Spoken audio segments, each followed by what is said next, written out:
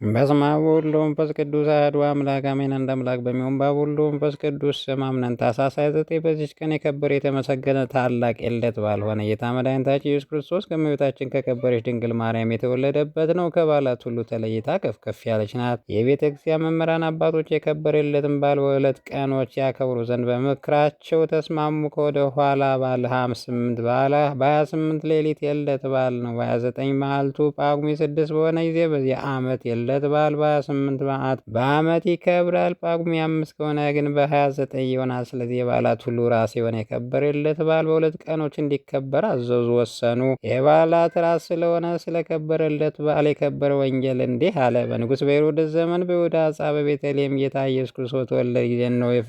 የፍልስፍና ሰዎች ከምስራቅ መጥተው ወደ ኢየሩሳሌም ደረሱ። ኮከቡን በምስራቅ አይተው እንሰግድለት ዘንድ መጥተናል፣ የተወለደ የአይሁድ ንጉሥ ወዴት ነው እያሉ። እነዚህ ፈላስፎች ከበላም ወገን ናቸው። እነርሱም በከዋክብት የሚፈላሰፉ ናቸው። በመጽሐፋቸው በበላም መጽሐፍ የአይሁድ ንጉሥ ሊወለድ እንዳለው ተጽፏል። እርሱም በዓለም ከያዕቆብ ኮከብ ይወጣል ከእስራኤል ንጉሥም ብሎ ነበርና። ይቅር ባይ እግዚአብሔር በረቀቀ ቅዋ ለበማቸው። በሚያምኑበት ሐሳባቸው እርሱ ከዋክብት በመጠባበቅ የሚፈላሰፉ ናቸውና። ይህም ኮከብ ገለጠላቸው። ባዩትም ጊዜ ደስ አላቸው። መልኩ በብዙ አይነት ልውጥ ነውና ሕፃን የታቀፈች ድንግል ብላቴና ይመስላል። እርሱም በቀን ይጓዛል፣ በሌትም ይሰወራል። ከሰው ሲገናኙ ይሰወርና ሲቆም በሌላ አንጻር ይገለጥላቸዋል። እነሱም ወደ ኢየሩሳሌም ሲደርሱ ያ ኮከብ ተሰወራቸው፣ እጅግም አዘኑ። የሚያደርጉትን አላወቁም። ከዚያ በኋላ ወደ ኢየሩሳሌም ከከተማ ገብተው ስለተወለደው ንጉሥ ጠየቁ። እሊህ ሰዎችም ቁጥራቸው 30,000 ነው። ነገስታቱ 3 ናቸው። ለእያንዳንዱ ንጉሥ 10,000 ሰራዊት አለው። ንጉሥ ሄሮድስ በሰማ ጊዜ ደነገጠ። ኢየሩሳሌም በመላዋ ከእርሱ ጋር ደነገጠች። የካህናት አለቆችና የሕዝብ ጻፊዎች ሁሉ ሰብስበው ክርስቶስ በየት ይወለዳል ብሎ ጠየቃቸው። በይሁዳ ዕፃ በቤተልሔም ነው አሉት። በነቢዩ እንዲህ ብሎ ተጽፏልና የኤፍራታ ዕፃ ቤተልሔም አንቺ ከይሁዳ ነገሥታት አታንሽም፣ ወገኖችን እስራኤል የሚጠብቅ ንጉሥ ከአንቺ ይወለዳልና።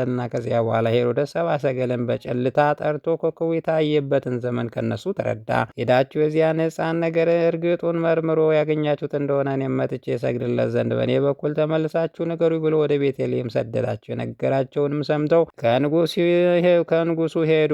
እነሆ በምስራቅ ያዩት ኮከብ ወደ ቤተልሔም እስኪያደርሳቸው ይመራቸው ነበር። ሕፃኑ ካለበት ዋሻ ላይ ደርሶ ቆመ። ኮከቡ ባዩ ጊዜ እጅግ ደስ አላቸው። ወደ ቤትም በገቡ ጊዜ ሕፃኑ ከእናቱ ከድንግል ማርያም ጋር አገኙት። ወድቀውም ሰገዱለት። ሳጥናቸውን ከፍተው ወርቅ፣ ከርቤ፣ ዕጣን፣ እጅ መንሻ ቀረቡላት። እግዚአብሔር ፈቃድ ዮሴፍ እመቤታችን ከቅድስት ድንግል ማርያም ሕፃኑ ጌታ ኢየሱስ ክርስቶስ በዛች ዕለት ወደ ቤተልሔም መጡ። ስለዚህም ሰብአ ሰገል አገኟቸውና የክብር ባለቤት ኢየሱስ ክርስቶስ ያለ ናዝሬት በሌላ ቦታ አላደገምና ከተወለደ ዕድሜስ 2 ዓመት ሆኖት ነበረ። አምላክ ነውና ስለ መንግስቱ ወርቅ ገበሩለት። ክህነትም ገንዘቡ ነውና ዕጣን ገበሩለት። ማየው ለሆነ ሞቱ ምልክት ከርቤ ገበሩለት። ወደ ሄሮድስም እንዳይመለሱ በሕልም ነገራቸው። በሌላ መንገድ ወደ ሀገራቸው ተመልሶ ገቡ። የአምላክ በስጋ ስለመገለጡ አዋጅ ነጋሪዎችና ሰባኪዎች ሆኑ። ይህችም ዕለት ነቢዩ ኢሳይያስ ትንቢት ስለ እርሷ የተናገረላት ናት። እንዲህ ብሎ እነሆ ድንግል በጸንሳ ወንድ ልጅ ትወልዳለች፣ ስሙንም አማኑኤል ትለዋለች። ተረጓሚውም እግዚአብሔር ከእኛ ጋር ነው ማለት ነው። ስለዚህች የከበረች ድንግል ነቢይ ሕዝቅኤል እንዲህ ብሎ ትንቢት ተናገረ። እግዚአብሔር አለኝ፣ ይቺ በር ተዘግታ ትኖራለች፣ አትከፈትም፣ የሚገባባትም የለ። እስራኤል ፈጣሪ እግዚአብሔር እንደተዘጋ ገባባታል፣ ተዘግታም ትኖራለ። ነቢዩ ዳንኤልም አለ፣ ሌሊት በራእይ አየሁ፣ ነው ታላቅ እንደ ሰው ልጅም ከሰማይ ደመና መጣ፣ ዘመኑና ወደሚያስረጀው ደረሰ፣ ፊቱም አቀረቡት። የዘላለም አገዛዝ ጌትነት መንግስት ተሰጠው። ሕዝቡንና አሕዛቡን ሁሉ መንደረው የሚኖቱን ነገዱንም ነገስታቱንም ሁሉ ይገዙለታል። አገዛዙም የዘላለም አገዛዝ ነው፣ በመንግስቱም የሚያልፍ የማይጠፋ ነው። ዳግመኛም ኢሳይያስ እግዚአብሔር እንደኔ በዛ ወራት ለዳዊት ብርሃን አወጣለሁ፣ በምድርም የቀና ፍርድን ያደርጋል፣ እግዚአብሔር ያመኑበትን ያድናቸዋል። ኤልሳዕም እንዲህ አለ፣ እግዚአብሔር ከሰማይ ይወርዳል፣ በእስራኤል ልጆችም አደባባይ በመመላለስ ለሕዝቡ እውነትን ያስተምራቸዋል። ከአብርሃም ልጅነት ልዩ ከሆነ ወገኖቹም በቀር አሕዛብ ሁሉ ይታዘዙለታል። አሁን ነቢይ እንዲህ አለ፣ እግዚአብሔር በእኔና ባሪያ ይመጣል፣ ልብሱንም እንደ ልብሴ ነው። ነቢዩ ኢዩኤልም እንዲህ ተናገረ፣ እግዚአብሔር ዙፋኔ የሆነች ብላቴና ድንግል አየሁ፣ እርሷም እንደ እሳት ያልባታል ነበረ። ስለ እርሷም ይቺ ማን ናት ብዬ ኪሩቤልን ጠየቁት። ከአዳም ልጆች የተመረጠች የእግዚአብሔር ዙፋን ይቺ ድንግል ናት፣ በእርሷም የተጎሳቆሉ አሕዛብ ይድናሉ። ላመነባት ረድኤት መጠጊያ ናት። ዳዊትም በመዝሙር እንዲህ አለ፣ እግዚአብሔር አንተ ልጄ ነህ፣ ዛሬ በተዋህዶ ወለድሁህ አለ። ለምነኝም አሕዛብን ርስት አድርጌ እሰጥሃለሁ፣ ግዛትም በመላ ዓለም ነው። ዳግመኛም አብላ አለ፣ ቀዳማዊ ወልድ በኃይለ ቀኝ ከአንተ ጋር ሳለሁ ከአጥቢያ ኮከብ በፊትም ከወድ ወለድሁህ። እንደ መልከ ጼዴቅ ሥርዓት አንተ የዓለሙ አገልጋይ ካህን ነኝ ብሎ እግዚአብሔር ከማለም አይጸጸትም። ቤዛ ይስሐቅም በእግ ከእህቱም ዕፀ ሳቤቅ እንደተገኘ ለእስራኤል በበር ውስጥ ከእህቱም በበረሃ ውስጥም ከእህቱ አለት ውሃ እንደፈለቀ የተደነቀች የአሮን በትር እንደለመለመች እንዳፈራች በሶምሶም እጁ ውስጥ አህያ መንጋጋ አጥንት ውሃ እንደፈሰሰ እንዲሁ ጌታችን ልደቱ በእህቱም ድንግልና ሆነ። በጳጥሮስ ውስጥ እሳት እንደነደደች እፄቱም እንዳልተቃጠለች እንዲሁ መለኮት እሳት ድንግል አላቃጠላትም። ለእርሱም ቸርነት አባቱ ከማዩ መንፈስ ቅዱስ ጋር ጌትነት፣ ክብር፣ ምስጋና ሰይድ ከእርሱ ጋር በትክክል ይገባል ለዘላለሙ አሜን። በዚህች ዕለት ከኤፍሬም ወገን መስፍኑ ኢያሱ ተወለደ። እርሱም ለእስራኤል ልጆች ከጠላት ሰልፍ መድኃኒት ሆኖ ያዳናቸው ነው። ጌታችን መወለድም ለአዳምና ለልጆቹ መድኃኒት ሆኗቸውና የእርሱ ቀድሞ ስሙ ሆሴ ነበረ። እስራኤል ከአማሊቅ ጦርነት በራፌድ ባዳናቸው ጊዜ ኢያሱ ተብሎ ተጠራ። ይህም አዳኝ ማለት ነው። ሙሴ ከሞተ በኋላ እግዚአብሔር መረጠውና ለእስራኤል መስፍን አድርጎ ሾመው። ልዩ ከሆነ አሕዛብ ጦርነት አዳናቸው፣ ርስታቸውን ካወረሳቸው። ከዚያ በኋላ በሰላም አረፈ። ለእግዚአብሔር ምስጋና ይሁን ለዘላለሙ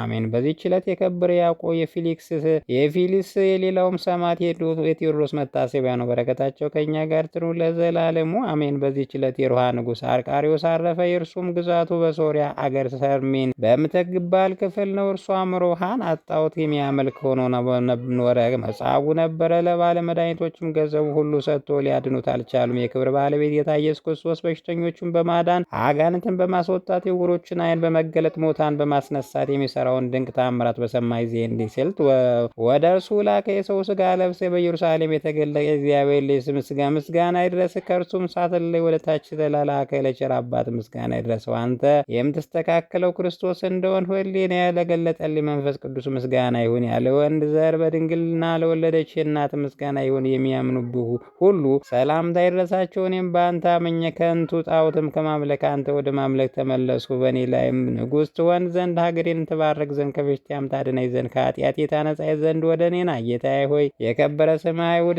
ሲጠሉ ለአንተ በኢየሩሳሌም መኖር ምን ያደርግልሃል? በከንቱ ለምን ትደክማለህ? መካሪ ያጡ ወገኖች ናቸውና በቀድሞ ዘመን ድንቆች ታምራቶችን በማድረግ ከግብፅ አገር ባወጣቸው ጊዜ አላመኑብም። በበረሃ 40 ዓመት መናውን በመገባቸው ጊዜ ተቆጥተው ለጥፋት እስከ አደረስካቸው በአንተ ላይ ምንም ያህል አጉረመረሙበት። የሚራብና የሚጠማ ምድራዊ ስጋ ሲያዩ እንዴት ነዋ! ሀሳባቸው ከዚህ የተለየ ይመስልሃልን? አንተ ከጥንት ጀምሮ የተሰወረውን ታውቃለህና ይህን የመሰለውን ጽፎ ደብዳቤ ወደ እርሱ ላከ። የንጉሥ መልእክተኞች ወደ ጌታችን በደረሰው ጊዜ ሳይነግሩት የመጡትን መልእክተኞች አውቆ ነጭ ልብስ አንስቶ ፊቱን አሸበት። የፊቱንም መልክ ወደ ልብሱ ገባ። ከደቀ መዝሙሩ ከታዲዎስ ጋር እንዲህ ብሎ ላከላት። ይህ የኔ መልክ የሆነውን ስል ተቀብለ እርሱም የምትሻውን ሁሉ ይፈጽምላል፣ ከበሽታም ይፈውሳል፣ ሀገርንም ይባርካል፣ መንግስትንም ያጽናል። ይህ ስል እኔን ነውና ይለውጥ እንደሆነ በውሃ በሳት ፈት ነው። መልእክተኞችም ወደ ንጉሡ አርቃሪዎስ በደረሱ ያንን ስል ሰጡት። በሳትና በውሃ ፈተነውና ምንም ጥፋት አልደረሰበትም። የሮሃ ሀገር ሰዎችም ከንጉሳቸው ጋር በጌታ የመለኮት ስልጣን አመኑ። ይህ ስል ቁጥር የሌለው ብዙ ድንቅ ታምራትን አደረገ። ንጉሱም ከበሽታው ፈወሰው። ከዚያ በኋላ እድሜው ሲፈጸም በዚህች ዕለት አረፈ። ለእግዚአብሔር ምስጋና ይሁን ለዘላለሙ አሜን። በዚህች ዕለት ስምኑድ ከሚባል አገር ገመላዊ ቅዱስ ቆሪል አረፈ። እርሱም በጾም በጸሎት ተወስኖ የሚኖር ነው። እግዚአብሔር የተሰወረ ሚስጥራት ማወቅ ሰጠው። የሚገለገልባቸው ከማሳም ተልባ የሚጭንባቸው 3 ግመሎች አሉት። ፈራጉን በሚባል አገር ለእመቤታችን ማርያም ቤተክርስቲያን ሊቀ ካህናትን የሆነ አንድ ሰው ነበረ። ቤተክርስቲያኒቱንም ነገስታት መኳንታ በየጊዜው የሰጧት ብዙ ገንዘብ አላ። በሊቀ ካህናቱ ዘንድ የዕቃ ሳጥን በስውር ይኖር ነበር። የዚያን ዕቃ ቁጥር ኤጲስቆጶስ ያውቃል። ያ ሊቀ ካህን በእርሱ ስልጣን ስር ነበርና ከዚያ በኋላ የዕቃውን ሳጥን ያለበትን ለልጁ ሳይነግር ያ ሊቀ ካህናት በድንገት ሞተ። ኤጲስቆጶሱም የሊቀ ካህናቱን ሞት በሰማ ጊዜ ወደዚያች ቤተክርስቲያን መጥቶ ከልጁ ገንዘቧን ፈለገ። ያም ልጅ አባቱ በድንገት ሞተ። ስለተነጠቀና አልነገረኝም፣ ዕቃውን ያለበትን አላውቅም አለ። ኤጲስቆጶሱም ሰምቶ ተቆጣ፣ ሊያሰቃየውን ፈለገ። ያም ልጅ ኤጲስቆጶስ ዕቃውን ያለበትን ቦታ እስከሚፈልግ ድረስ ቆየኝ፣ ባላገኘሁትም ጊዜ የወደድከውን ታደርግብኛለህ ብሎ ለመነው። እርሱም ጊዜ ሰጠ። ወደ ቤቱን በገባ ጊዜ ችግሩን ሁሉ ለሚስቱ ነገራት። እርሷም በእግዚአብሔር ታምነህ በአባ መቃርስ ገዳም ወዳሉት አባቶች መነኮሳት ወደ ጎረቤታቸውም ሂድ፣ እነርሱ ይነግሩሃል አለችው። ወደዚያም ሲደርስ ችግሩን ይፈጽሙለት ዘንድ ለመነኮሳቱ ነገራቸው። የሚነግረውም አጥቶ ተስፋ ቆረጠ። አንድ ባህታዊም ጠቀሰውና እንዲህ አለው፣ ሰምኑድ ወደሚባል ሀገር ሂደ ስለ ባለገመሉ ቆሪል ጠይቅ፣ በእርሱም ዘንድ እደር፣ እርሱም ይነግርሃል አለ። ወደ ሰምዱድ መንደርም ደርሶ ስለ እርሱ ስለ ቆሪል ጠየቀ። ሰዎችም ነገሩት፣ ያለበትን አመለከቱ። በሄደ ጊዜ ከሞኒሮ አገኘው። 3 ግመሎች ከእርሱ ጋር ነበሩ። አባ ቆሪልም ፍላጎቱን በመንፈስ ቅዱስ አውቆ ወደ ማደሪያው አስገብቶ መብልን አቀረበለት። አባቴ ወይ ችግሬን ሳትፈጽምልኝ አልበላም አለው። ቆሪልም ችግርህ በጊዜው ጊዜ ይፈጽምልሃል፣ አሁንም ብላ አለው። ራትም ከበላ በኋላ በምኝታው ተኙ። የሌሊትም እኩሌታ ሲሆን ያዘው። ቆሪል ከግመሎቹ ጋር ቆሞ አየው። ሲሰግድ ይሰግዳል፣ ሲቆም ይቆማል። በነጋ ጊዜ ተልባ ይጫንባቸው ዘንድ ወደ ማሳው ወሰዳቸው። ያም ሰው ሊራዳው አብሮት ሄደ። ወደ ማሳውም በደረሱ ጊዜ ቆሪል በግመል ላይ መጫን ጀመረ። ያም ሰው ሁለተኛ ግመል ወስዶ የአቅሙን ሸክሙን አክብዶ ጫነው። ግመሉን በመንቀሳቀስ ተሳነው። ሊመታውም ፈልጎ በትር አነሳ። ግመሉም አባቴ ቆሪል ሆይ በላዩ ጉዳት እንዳያደርስ ይህን ሰው አታሰናብተውም፣ እርሱ ያለ ችሎታው አሸክሞኛል ብሎ በሰው አንደበት ጮኸ። ቆሪልም መጥቶ ሸክሙን አቀለለለት። ያንም ሰው ልጄ ሆይ በማይችለው መጠን ለምን አሸከመው? አንተም የምታዘውን ልትሸከመው የማትችለውን ሸክም በላይ ስለምን አመጡብህ አይደለም አለው። ወደ ቤትም በገቡ ጊዜ ያ ሰው ስለ ችግሩ የዕቃውን ቦታ ይገልጥለት ዘንድ አባ ቆሪል ለምነው፣ እርሱም ለሌላ እንዳይናገር አለው። በኋላ ገለጠለት፣ እንዲህ አለው፣ በዚያች ቤተ ክርስቲያን በስተ ምስራቅ ታናሽ ዋሻ አለ። ዕቃውም በዚያ አለ። ወደ ቤቱም በተመለሰ ጊዜ ለሚስቱ ነገራት። በአንድነትም ወደዚያ ቦታ ሄዱ። ከነገስታት መዛግብት እንኳ ይመስለው የሌለ መዘገብን አገኙ። ከዚያ በኋላ ለኤጲስቆጶሱ ነገረ። ኤጲስቆጶሱ የሚጠብቀው ዘንድ ለእርሱ ሰጠው። ጻድቅ ሰው ቆሪል ብዙ ተጋድሎ ከተጋደለ በኋላ በመልካም ሽምግልና አረፈ። ለእግዚአብሔር ምስጋና ይሁን፣ እኛንም በዚህ አባት ጸሎት ይማረን፣ በረከቱ ከኛ ጋር ትኑር ለዘላለሙ አሜን። በዚች ቀን የአክሚም ሰማዕት መታሰቢያቸው፣ እነርሱም በከበረ የልደት በዓል በቤተ ክርስቲያን ውስጥ የቁርባን ቅዳሴ አድርገው ተሰብስበው ሳሉ እነሆ የክብር ባለቤት ኢየሱስ ክርስቶስ ሲወለ ስጋውና ደሙን ለሕዝቡ ሲያቀብላቸው አዩት።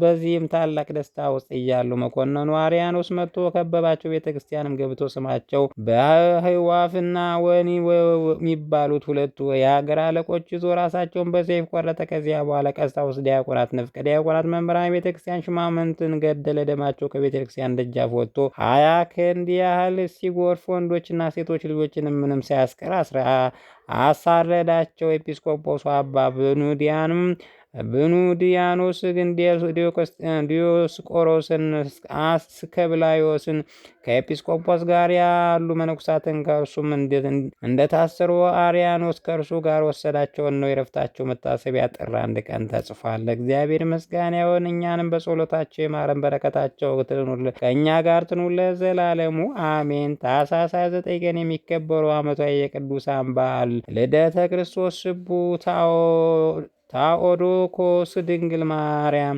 ቅዱስ ኢያሱ ነቢይ ልደቱ፣ ቅዱስ ላሊበላ ልደቱ፣ አቡነ ገብረ መስቀል ልደታቸው፣ ጻድቅ አርቃሪዎስ ንጉሠ ሮሃ፣ ቅዱስ ቆሪል ገመላዊ፣ ሰብአ ሰገል ዮሴፍና ሰሎሜ፣ ቅዱሳን ሰማዕታት አክሚም እንዲሁም ወርኃዊ በዓላት ቅዱስ ጴጥሮስ ተፈጻሚ ሰማዕት፣ ቅዱስ ማርቆስ ዘቶሮማ፣ ቅድስት ፍቅርተ ክርስቶስ ኢትዮጵያዊት፣ ቅዱስ ዘርዓ ክርስቶስ፣ ቅድስት አርሴማ ድንግል ናቸው። በረከታቸው ከእኛ ጋር ትኑር ለዘላለሙ አሜን። ጌታ ሆይ ከብልጽግናቸው ብዛት የተነሳ ብዙ መባ ካገቡት ይልቅ የዳይቱን አነስተኛ መባ እንደተቀበለው ሊዜ የሚያገለግሉን ኃይላች ማለት እያሳሰቡ በችግር ጊዜ ማቀር ምስጋና ተቀበል። እናንተ ቅዱሳን ነቢያት፣ የወንጌል ሰባኪያን ሐዋርያት፣ ሰማዕታት፣ ጻድቃን፣ ትጉሃን መላእክት፣ ፍጹማን ደናግል እንዲሁም ደጋጎች መነኩሳት ልጅ አዋቂ ሳይል የምንሰበሰብ በትን የጉባኤ ቦታ ባርኮ የመጽሐፍ ወረቀት አዘጋጅቶ ብራና ዳምጾ የጻፈውን ያጻፈውን ከግዕዝ ወደ አማርኛ የተረጎመውን ቃለ ንባቡን በእርጋታ መንፈስና በተመስጦ ሕሊና ያዳመጠውን በደለኛ ሁሉ የምታስምር ጌታ እናቱ ማርያም ጸሎት ኢየሱስ ክርስቶስ በአንድነት ይማረን። ኢየሱስ ክርስቶስ በአንድነት ይማረን። ኢየሱስ ክርስቶስ በአንድነት ይማረን ለዘላለሙ አሜን።